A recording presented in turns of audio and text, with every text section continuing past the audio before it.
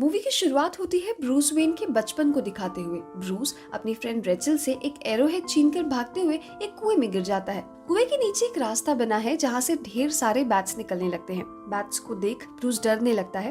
तभी इस बुरे सपने को देख रहे यंग ब्रूस वेन की नींद खुल जाती है। ब्रूस भूटान की एक जेल में बंद है। जेल में कुछ लोग ब्रूस से फाइट करने लगते हैं। जब ब्रूस सबको पीटकर घायल कर देता है तो जेल की गार्ड उसे पकड़कर अकेले एक रूम में बंद कर देते हैं। तभी उसके पीछे खड़ा एक आदमी उसका नाम लेकर बुलाता है। यह आदमी डुकार्ड है, जो कि अपने आप को रासल गुल का रिप्रेजेंटेटिव बताता है। रासल गुल लीग ऑफ शैडो का हेड है। लीग ऑफ शैडो के लोग अपने आप को इंसाफ का सिपाही मानते हैं। डुकार्ड ब्रूस से बोलता है कि अगर तुम्हें वाकई में अपने जीवन का मकसद खोजना है तो कल तुम जेल से बाहर निकलने पर नीले फूल को तोड़कर पहाड़ के ऊपर आ जाना। डुकार्ड के कहने के अकॉर्डिंग ही अगले दिन ब्रूस को जेल से छोड़ दिया जाता है। ब्रूस को जिस जगह पर छोड़ा जाता है उसके चारों तरफ बर्फ से लदे ऊंचे ऊंचे पहाड़ दिखाई दे रहे हैं। ब्रूस नीला फूल तोड़कर पहाड़ की चढ़ाई स्टार्ट कर देता है। रास्ते में कुछ लोग उसे लौटने की भी सलाह देते हैं, लेकिन ब्रूस अपनी जिद के आगे किसी की नहीं सुनता। बर्फीले तूफानों से लड़ता हुआ ब्रूस लीग ऑफ शैडो के टेम्पल तक पहुंच जाता है। टेम्पल में रासल गुल बैठा हुआ दिखाई देता है। तभी डुकार्ड भी आ जाता है। डुकार्ड रासल गुल और ब्रूस के बीच में ट्रांसलेटर का काम करता है। रासल गुल ब्रूस से पूछता है कि तुम यहाँ किस लिए आए हो। ब्रूस बोलता है कि मुझे इंसाफ के लिए लड़ने की ताकत चाहिए, मुझे दुनिया से बुरे लोगों का खात्मा करना है। रास उसे बोलता है कि दूसरों को डराने से पहले खुद के डर को खत्म करना होगा, और डुकार्ड ये बात ब्रूस को बताते ही उसे फाइट करने लगता है। ये फाइट ब्रूस की ट्रेनिंग की शुरुआत। ब्रूस डुकार्ड की मार से लगभग बेहोश हो जाता है। उसे फिर से बचपन याद आने लगता है जब वो कुएं में गिरा हुआ बैट्स यानी चमगादड़ों से डर रहा है। तभी कुएं के अंदर उसके डैड आकर उसे निकालते हैं। उसके डैड थॉमस वेन उसे मोटिवेट करते हुए बोलते हैं कि आखिर हम गिरते ही इसीलिए हैं जिससे कि हम खुद को खड़ा करना सीख सके। इसी सीन के साथ हमें थॉमस का बटलर एल्फ्रेड दिखाई देता है, जो आगे चलकर ब्रूस वेन यानी हमारे सुपर हीरो बैट्समैन का भी भरोसेमंद बटलर बनने वाला है। ब्रूस के डैड थॉमस ब्रूस को समझाते हैं कि बैट्स ने तुम्हारे ऊपर हमला इसलिए किया क्योंकि वो खुद तुमसे डरते हैं। नेक्स्ट डे ब्रूस के डैड उसे ओपेरा दिखाने लेके जाते हैं और रास्ते में ब्रूस से बताते हैं कि उन्होंने गौतम शहर के लोगों के लिए सस्ती रेल सर्विस और हॉस्पिटल जैसी चीजें बनाई हैं। ओपेरा में बैट जैसे पोशाक पहने हुए लोगों को देखकर ब्रूस डरने लगता है और वहाँ से बाहर निकलने की जिद करता है। इसलिए उसके डैड थॉमस ब्रूस और अपनी वाइफ को लेकर वहाँ से बाहर निकल आते हैं, लेकिन बाहर एक गरीब आदमी चिल गन पॉइंट पर उनको लूटने की कोशिश करता है और इसी चक्कर में थॉमस और उनकी वाइफ दोनों को गोली मारकर भाग जाता है। ब्रूस के डैड थॉमस अपने आखिरी समय में अपने बेटे से बोलते हैं कि बेटा तुम कभी डरना मत। 8 साल का ब्रूस अपने माता पिता की डेड बॉडीज के सामने बैठा हुआ रो रहा है। गौतम शहर का पुलिस सर्जेंट गॉर्डन ब्रूस को कंसोल करता है। अपने मॉम डैड की फ्यूनरल के बाद घर में खड़ा ब्रूस एल्फ्रेड से बोलता है कि मेरी गलती थी, अगर मैं डर कर थिएटर से बाहर नहीं निकलता तो आज मॉम डैड मेरे साथ होते। एल्फ्रेड उसे समझाता है कि आपकी नहीं, ये उस चोर की गलती है। मूवी वापस से प्रेजेंट में आ जाती है। डुकार्ड वेन की निंजा बनने की ट्रेनिंग स्टार्ट कर देता है। डुकार्ड ब्रूस से बोलता है कि तुमने अपनी गलती को गुस्से में दफन कर दिया है, अब मैं तुम्हें सिखाऊंगा कि अपनी गलती का सामना कैसे करते हैं। डुकार्ड उसे सैकड़ों लोगों से मुकाबला करना, दुश्मनों के दिमाग पर हावी होना और उसे चकमा देकर गायब होना सिखाता है। डुकार्ड ब्रूस को सिखाता है कि इंसाफ के लिए बदला लेने में कोई बुराई नहीं है, लेकिन ब्रूस उसे कहता है कि वो बदला नहीं ले सकता, और ये बोलते ही वो फिर से अपने पास्ट लाइफ के बारे में सोचने लगता है, जिसमें वो प्रिंसटन से अपने घर पहुंचता है क्योंकि उसके डैड के मर्डर चिल की रिहाई पर फैसला होना है। ब्रूस मुकदमे में शामिल होने के लिए रेचल के साथ कोर्ट जाता है। कोर्ट में मुकदमे के दौरान चिल का वकील ये दलील देता है कि चिल अब ड्रग्स माफिया फाल्कुनी के खिलाफ सरकारी गवाह बन गया है और उसकी सजा को 14 साल भी पूरे हो गए हैं, इसलिए अब कोर्ट को इसे रिहाई दे देनी चाहिए। ब्रूस अपना बदला लेने के लिए एक पिस्टल लेकर आया था। उसका प्लान था कि जैसे ही चिल कोर्ट से बाहर आएगा वो गोली मारकर उसका मर्डर कर देगा, लेकिन ब्रूस कुछ कर पाता उसके पहले ही माफिया फाल्कुनी के लोग चिल का मर्डर कर देते हैं। रेचल ब्रूस को लेकर वहाँ से निकल देती है। रास्ते में दोनों में बहस होने लगती है और ब्रूस बोलता है कि बदला लेना ही इंसाफ है, लेकिन रेचल बोलती है कि किसी को सजा देना कानून का काम है, हमारा नहीं। तभी ब्रूस उसे बोलता है कि आज वो बदले के लिए ही यहाँ आया था और अपनी पिस्तल दिखाता है। रेचल उसकी पिस्तल देखकर गुस्से में उसे थप्पड़ मार देती है। उसे बोलती है कि गौतम शहर को चिल जैसे लोगों से नहीं, लेकिन माफिया फाल्कुनी से ज्यादा खतरा है और वैसे भी अब इसके खिलाफ लड़ने वाले बहुत कम लोग बचे हैं। अगर तुम्हें लगता है कि फाल्कुनी ने चिल को मारकर तुम्हारे ऊपर एहसान किया है तो जाओ जाकर उसकी गोद में बैठ जाओ। ब्रूस शर्मिंदा होकर अपनी पिस्तल नदी में फेंक देता है। और माफिया फाल्कुनी के पास जाकर उससे बोलता है कि मैं तुमसे नहीं डरता। फाल्कुनी उसे बताता है कि शहर के बड़े बड़े जज और ऑफिसर उसकी जेब में हैं और वो बहुत पावरफुल है, लेकिन तब भी ब्रूस उससे बहस करता रहता है तो फाल्कुनी के लोग ब्रूस को पीटकर बाहर फेंक देते हैं। अब ब्रूस अपराधियों को समझने और अपने डर को जीतने के लिए आवारों की तरह दुनिया घूमते हुए अपराधियों के साथ रहना और उनके जैसा जीवन जीना शुरू कर देता है। अब सीन फिर से लीग ऑफ शैडो टेम्पल में शिफ्ट हो जाती है, जहाँ डुकार्ड ब्रूस को ट्रेनिंग दे रहा है। ट्रेनिंग के दौरान डुकार्ड उससे बोलता है कि अपना डर जीतने के लिए तुम्हें खुद दूसरों के लिए डर बनना होगा। ब्रूस निंजा बनने के लिए अपनी सारी ट्रेनिंग पूरी कर लेता है। अब उसने अपने डर पर भी काबू पा लिया है, लेकिन इंसाफ का सिपाही बनने से पहले उसे एक परीक्षा देनी है, जिसमें डुकार्ड उसे एक आदमी को मारने के लिए बोलता है, लेकिन ब्रूस उसका मर्डर करने से मना कर देता है। तभी रासल गुल उसे समझाते हुए अपना प्लान रिवील करता है कि हमारी जिम्मेदारी है कि गौतम शहर का अस्तित्व मिटा देना, क्योंकि गौतम शहर इतना करप्ट हो चुका है कि अब उसे सुधारा नहीं जा सकता और गौतम को खत्म करने का काम हम तुम्हें सौंपने वाले हैं। लेकिन ब्रूस इसके अगेंस्ट होता है। वो कहता है कि अभी भी उम्मीद है, गौतम शहर को सुधारा जा सकता है, लेकिन ये लोग ब्रूस को मजबूर करने लगते हैं, तो वो इनकी बात न मानकर लीग ऑफ शैडो के टेम्पल में ही आग लगा देता है। रासल गुल ब्रूस पर अटैक कर देता है, लेकिन ब्रूस के साथ लड़ाई में डेब्रिस गिरने से रासल गुल मारा जाता है।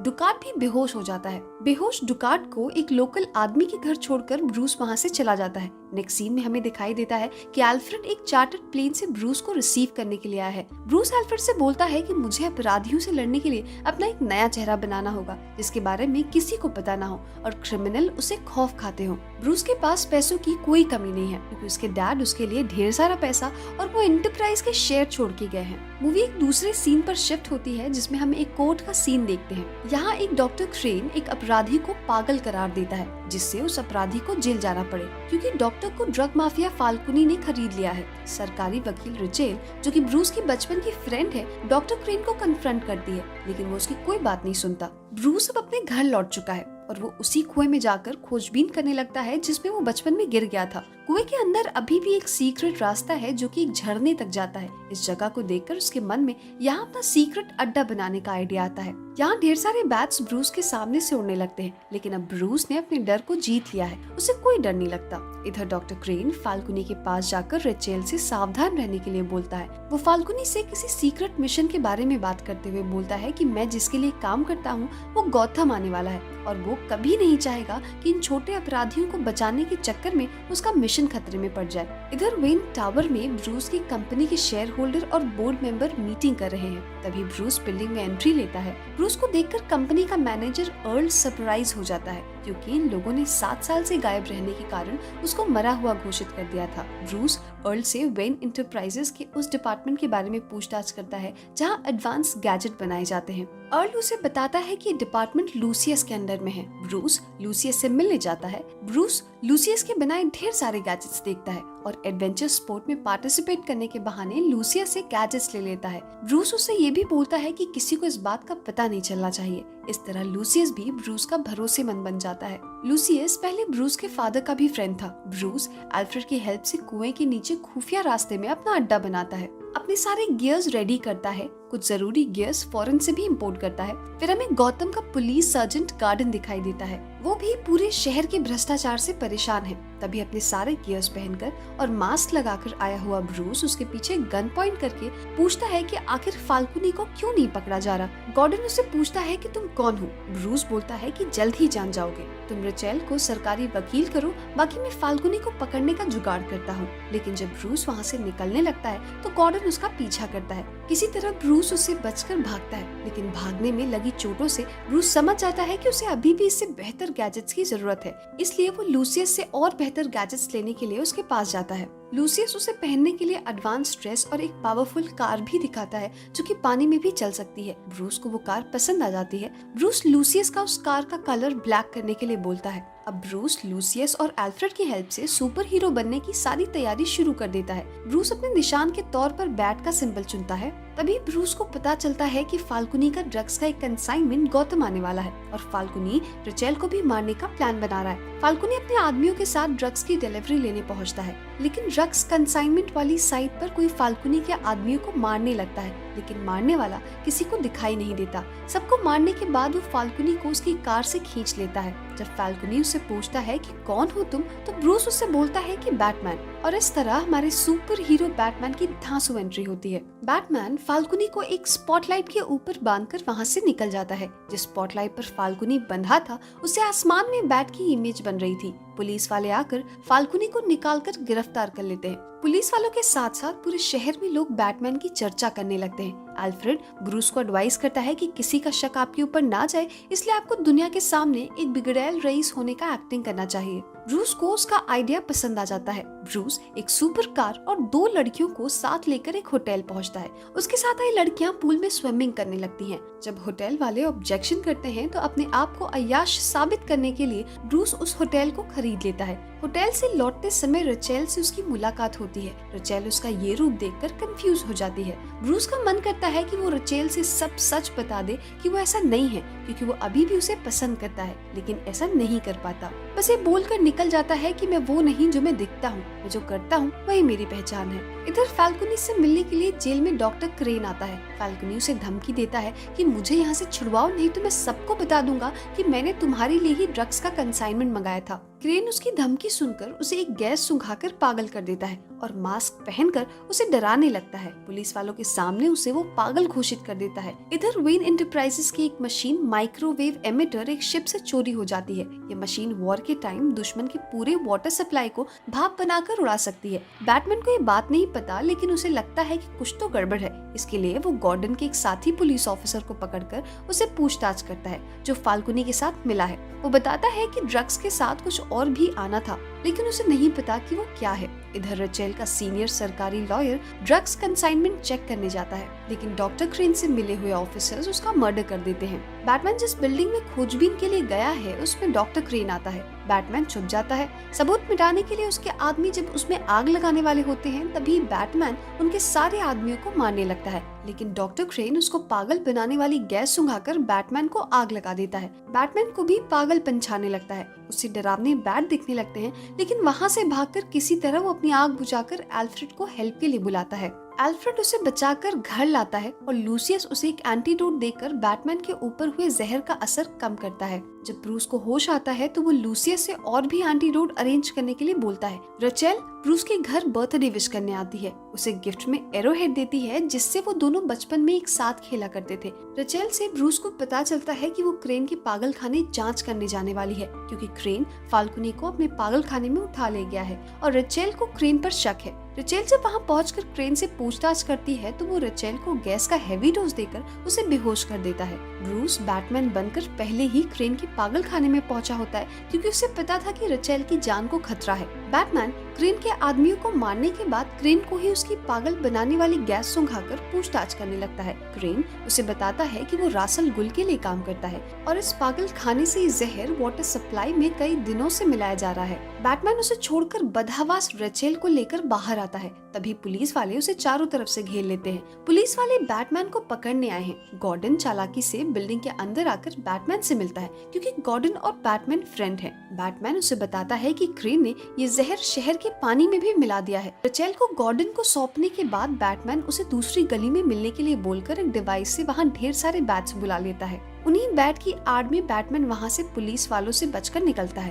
बैटमैन रचेल को अपनी गाड़ी में बिठाकर वहाँ से भागता है। पुलिस उसका पीछा करती है। बैटमैन अपनी कार से पार्किंग वाली बिल्डिंग के छत पर पहुँचता है। पुलिस वालों को लगता है कि अब बैटमैन छत से भागकर कहाँ जाएगा, लेकिन बैटमैन शहर के बिल्डिंग की छतों पर ही अपना कार भगाने लगता है और धांसू स्टाइल में कार चलाते हुए बैटमैन अपने अड्डे पर पहुँचता है। सबसे पहले रचेल की जान बचाने के लिए बैटमैन उसे एंटीडोट देता है। रचेल को होश आने पर 2 एंटीडोट गॉर्डन को देने के लिए बोलकर उसे नींद का इंजेक्शन दे देता है और उसे बता देता है कि जब तुम्हें होश आएगा तुम अपने घर पर होगी। इसके बाद ब्रूस तैयार होकर अपनी बर्थडे पार्टी अटेंड करने जाता है। यहाँ लूसियस उसे बताता है कि हमारी कंपनी का एक माइक्रोवेव एमिटर गायब हो गया है और आर्ल ने मुझे नौकरी से निकाल दिया है। ब्रूस उससे बोलता है कि मेरे होते हुए आपको नौकरी से कौन निकाल सकता है, और उसे एंटीडोट बनाने के लिए कंपनी में भेज देता है। तभी ब्रूस को पता चलता है कि उससे मिलने के लिए रासल गुल आया है। असली रासल गुल कोई और नहीं बल्कि खुद डुकार्ड ही है। रासल गुल को ब्रूस और बैटमैन के बारे में सब पता है। वहाँ पार्टी में आए हुए गेस्ट को नुकसान ना हो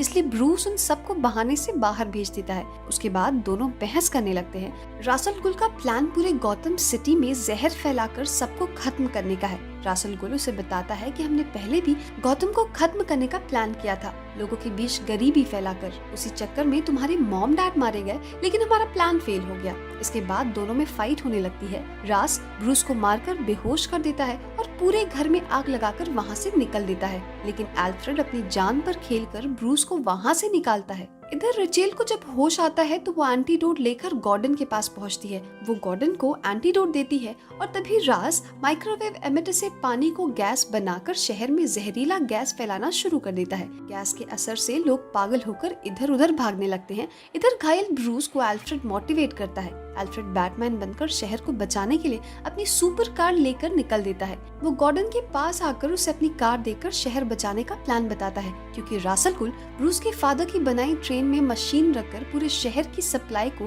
भाप बनाने का प्लान किया है, इसलिए इन्हें किसी तरह ट्रेन को रोकना होगा। उसके पहले बैटमैन गुंडों के बीच फंसी रेचेल को बचाता है। रेचेल उसे पूछती है कि तुम कौन हो। बैटमैन उससे बोलता है कि मैं वो नहीं जो मैं दिखता हूँ, मैं जो करता हूँ वही मेरी पहचान है। इस डायलॉग से रेचेल समझ जाती है कि गंगाधर ही शक्तिमान है। अब बैटमैन ट्रेन को रोकने के लिए निकल देता है और इधर गॉर्डन बैटमैन की कार चलाने का मजा आखिरकार ले ही लेता है। बैटमैन की रासल गुल के आदमियों से फाइट होने लगती है। सारे पागल भी बैटमैन पर टूट पड़ते हैं। जब रासल ट्रेन स्टार्ट करता है तो बैटमैन चलती ट्रेन में रस्सी फंसाकर ट्रेन से लटक जाता है। इधर गॉर्डन भी बैटमैन की कार लहराते हुए निकल देता है। बैटमैन किसी तरह ट्रेन के अंदर घुस जाता है। ट्रेन के अंदर रास और बैटमैन की फाइट होने लगती है। इधर गॉर्डन कार चलाकर वेन टावर पहुंचता है और कार से मिसाइल छोड़कर ट्रेन की पटरियों के पिलर उड़ा देता है, जिससे ट्रेन अपने डेस्टिनेशन पर पहुंचने के पहले ही क्रैश कर जाती है।